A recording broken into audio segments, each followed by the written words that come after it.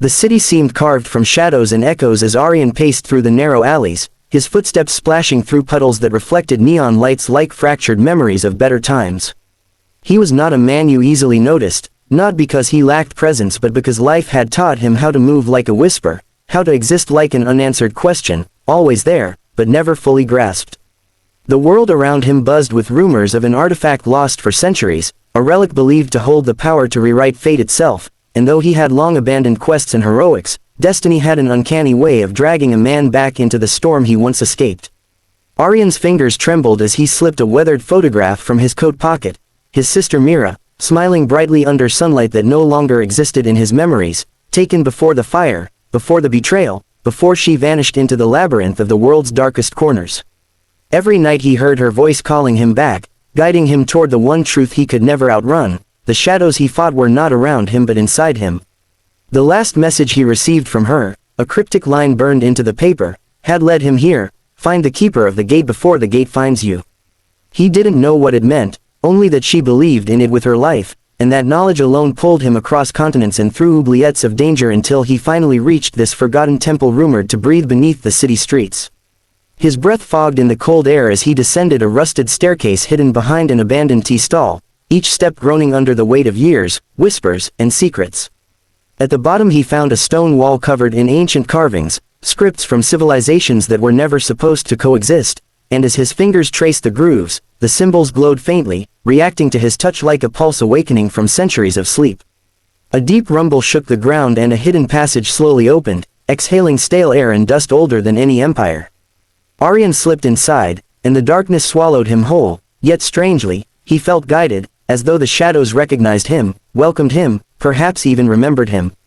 Torchlight flickered automatically along the walls, revealing murals of a colossal gate surrounded by trembling silhouettes, figures who knelt before it in fear or devotion. It was hard to tell. At the center of the chamber stood a pedestal, and on it lay a metallic orb, smooth, silver, and warm to the touch, humming like an imprisoned heartbeat. As Aaryan reached for it, he heard footsteps behind him, soft yet deliberate, and he spun around to find a hooded figure whose face was hidden under deep folds of dark fabric. "You should not have come," the stranger said, their voice layered with an unsettling calm. "The gate is stirring. The world senses it, and those who seek it never return unchanged." Aaryan's jaw tightened. "I'm not here for the gate," he growled. "I'm here for my sister." The figure stepped forward, lowering their hood to reveal piercing eyes that seemed to see through the layers of his soul. "Then you are far too late," they whispered, "for she has already crossed." Aaryan staggered back as though struck. The air around him seemed to collapse, the weight of the words more suffocating than any blow. His voice cracked. "Where is she? What happened? Tell me." But before he could lunge at the figure, the metallic orb flickered violently, releasing a surge of light that filled the chamber and projected a vision, a swirling vortex of shadows where Mira stood at the edge of a towering gate, her hands stretched toward him in silent plea, her lips forming words he could not hear. The vision shattered, and the orb turned dark. "You see now," the stranger said solemnly. She crossed into the realm of echoes, drawn by a voice that promised answers. "Few who enter ever return. But she is alive, for now." Fire roared through Aaryan's veins, a mixture of grief and fury that rekindled a part of him he thought had died long ago. "Then I will go after her," he hissed. The stranger shook their head. "The path demands more than courage. It demands sacrifice. The gate feeds on fear, on regret, on the parts of yourself you wish to forget. And you," they paused, studying him, "you carry too many ghosts." Aaryan stepped forward until he was face to face with the stranger. "Then let the gate feast," he said, voice sharp as broken steel. "I'm not leaving without her." Silence settled between them until the stranger finally nodded. "Very well, but before the journey begins, you must understand the truth behind the gate. It was created by beings older than time, forged from echoes of realities that collapsed under their own sins. It is a bridge between worlds, but also a prison for lost souls. The keeper was once human, but the gate consumed her, twisted her into a sentinel bound to protect its secrets." Aaryan clenched his fists. "Then I'll break the gate. I'll fight the keeper, whatever it takes." But the stranger only responded with a sorrowful smile. "The gate cannot be destroyed. It can only be opened or closed. And when opened, it chooses what passes through." Aaryan turned back toward the orb, determination burning through him. "Then I'll make it choose me." Before the stranger could reply, the entire chamber began to shake violently, dust falling from the ceiling as cracks spread across the ancient stone. The murals pulsed with blinding light, and the orb levitated, spinning rapidly as though responding to a force beyond comprehension. "It's the gate," the stranger shouted. "It senses your resolve. It's calling you." The ground split beneath Aaryan's feet, and a vortex of cold wind and shimmering light erupted, pulling him forward. He reached for the orb, gripping it with all his strength, and in that moment he heard a voice, faint yet unmistakable, Mira's voice, whispering his name. The vortex swallowed him whole. His senses dissolved into a storm of fragments, memories, fears, forgotten dreams, until he crashed onto solid ground in a landscape that defied logic, where time curled like smoke and shadows bled into colors with no names. He stood up shakily, the orb still glowing in his hand, and looked around in awe and dread. He had crossed into the realm of echoes, and somewhere in this shifting maze of realities, Mira waited for him, alive, afraid, and alone. Aaryan tightened his grip on the orb and stepped forward into the swirling unknown, whispering to himself, "I'm coming, Mira. No matter what this place throws at me, I will find you." And thus began his journey, one that would test every truth he believed, every memory he held dear, and every fear he buried deep within his soul. A journey that would not just determine his sister's fate, but the fate of every world connected to the gate. As the winds howled and the shadows gathered, Aaryan walked on, unaware that far behind him, unseen and silent, something ancient had awakened, something that had been waiting for him since the day he was born.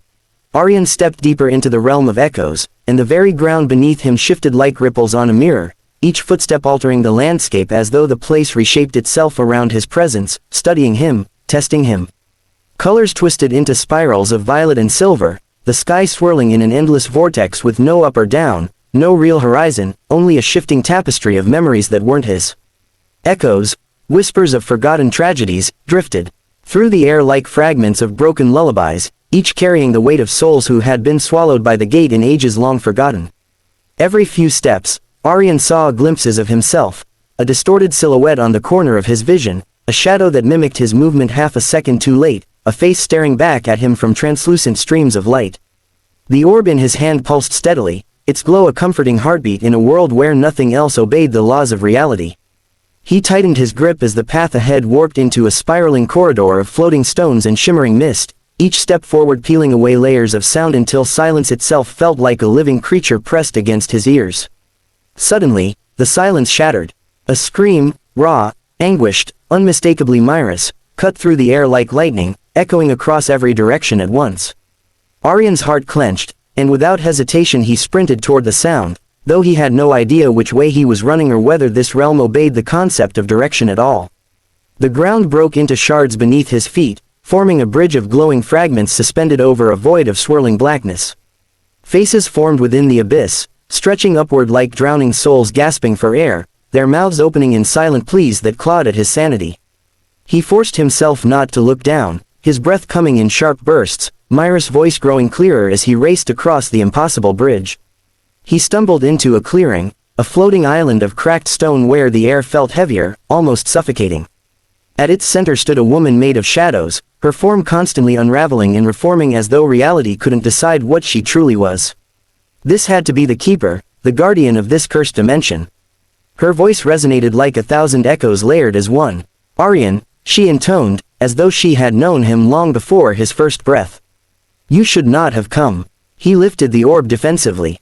"Where is Mira?" The keeper tilted her head, and her shadowed face flickered into a dozen expressions, fury, sorrow, curiosity, hunger, before stabilizing. "She is here, alive, but she wanders deeper into the echoing maze. If you pursue her, the maze will swallow you." Aaryan stepped closer, fury crackling in his voice. "Then let it try." But the keeper extended a hand, and suddenly the world shifted violently. The sky turned red, the ground melted into flowing silver, and the air thickened as his memories, surrounded him in ghostly loops. His father's disappointed gaze, his mother's trembling hands as she whispered her final goodbye, the fire that devoured their home, the night he failed to save Mira. He stumbled backward, choking on guilt as the memories circled him like vultures. "This realm feeds on your fears," the keeper whispered, her voice soft but merciless. "Every regret you carry becomes a weapon against you." The vision of the burning house grew larger, flames roaring in his ears, heat pressing against his skin. He heard Mira's childhood screams, her small hands pounding on a locked door he never managed to reach. Aaryan fell to his knees, clutching his head as the guilt clawed through him like razors. But then he remembered something Mira once said, soft, sincere, spoken on a sunny afternoon long before life turned them into orphans. You can't save the world, but you always save me. The memory, pure and untouched by pain, cut through the darkness like a blade of light. Aaryan surged to his feet, clenching the glowing orb. These fears, he growled, their lies twisted from truth. The memories dissolved like smoke scorched by sunlight. The keeper took a step back, surprise flickering across her unstable form. You resist the realm. Few can do that. Aaryan pointed the orb toward her. Tell me where she is. Now. The keeper hesitated. A ripple coursed through her form, as though she were fighting against something unseen. I am bound to protect the maze, she whispered. But I was not always its prisoner. I was once like your sister, seeking answers. Aaryan's eyes widened. You were human, long ago, she murmured. Before the gate devoured my identity. Before I became this. Her shadowed hands trembled. The maze twisted my memories, rewrote my past. I cannot leave it, nor can she, unless you break its cycle. Aaryan frowned. What cycle? The keeper motioned toward a towering door that materialized behind her, made of black stone, adorned with veins of glowing blue. It pulsed like a heart struggling to beat. The echoing maze is alive, she said. It thrives on the suffering of those who enter. It traps their minds in loops of fear until they forget who they are. Aaryan's face hardened. Then I break the maze. You cannot break it, the keeper said. But you can outsmart it. You must confront its core, the echo crucible. Only then can your sister be freed.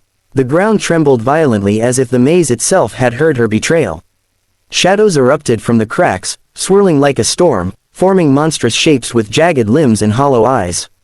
The keeper gasped. It knows. Aaryan grabbed her arm. Come with me. She shook her head. I cannot leave. My existence is tied to this realm. But you still have a chance. Go. The shadows lunged. Aaryan bolted toward the enormous door, sprinting across a path of floating stones as the creatures roared behind him. The keeper raised her arms, unleashing a burst of dark light that held the monsters at bay for a single moment, long enough for Aaryan to reach the door. He pressed the orb against its center, and the stone cracked open, releasing a blinding beam of blue light that swallowed him whole. When the light faded, Aaryan found himself standing in a labyrinth unlike anything he could have imagined. Walls of shifting glass stretched infinitely in every direction, reflecting distorted versions of himself, some older, some broken, some twisted into grotesque shapes by fear and pain. The maze whispered his name, its voice slithering through the corridors like a cold breath. Aaryan. He forced himself to move, every step echoing through countless mirrored halls.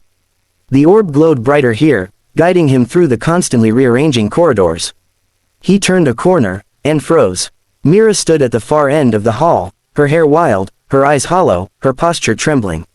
Mira, he yelled. She didn't respond. Instead, her image flickered, multiplied, and suddenly dozens of versions of her stretched down the corridor, each one whispering fragments of memories, some real, some fabricated by the maze. Aaryan's throat tightened. Mira, which one is you? The illusions smiled in unison, a haunting, unnatural sight. Then they pointed behind him.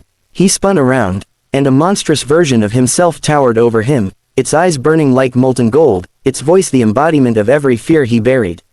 You cannot save her, the creature snarled. You failed once. You will fail again. The maze pulsed with its words, feeding the fear, amplifying it, trying to suffocate his will. But Aaryan roared back, I am not afraid of you anymore. He charged at the monstrous reflection, orb blazing like a newborn star. The creature roared, swinging massive arms that shattered the mirrored walls, sending shards exploding in every direction. Aaryan ducked, rolled beneath its strike, and slammed the orb into the creature's chest. Light erupted, pure, blinding, overwhelming. The creature screamed, its form cracking, splitting, dissolving into dust. All illusions vanished. Only one Mira remained, standing weakly at the center of the hall, tears glimmering in her eyes. Bye. Her voice was small, fragile, real. Aaryan ran to her, pulling her into his arms, his heart trembling with relief. But the maze wasn't done. The ground shook, walls shattering as the echo crucible revealed itself, a massive sphere of swirling energy descending from above, its gravitational pull ripping the labyrinth apart. The keeper's voice echoed faintly through the realm. Destroy the crucible and free her, but beware, the maze will fight back with everything it has. Aaryan lifted the orb toward the pulsing crucible as Mira clung to him weakly. Stay with me, Mira, he whispered. I'm ending this. But the maze screamed, a sound that fractured reality itself. The crucible unleashed a shockwave, hurling Aaryan and Mira apart as tendrils of shadow lashed out, aiming to drag her back into darkness. Aaryan roared her name, Mira, and as their fingertips brushed across the collapsing world, he realized the final battle had begun. Aaryan tightened his grip on the orb, fire blazing in his eyes. He would shatter the maze, destroy the crucible, and bring his sister home, no matter the cost. Because heroes aren't born, they are forged in fear, in loss, in impossible choices. And as the maze threatened to consume everything he loved, Aaryan stood his ground, ready to defy a world built from nightmares.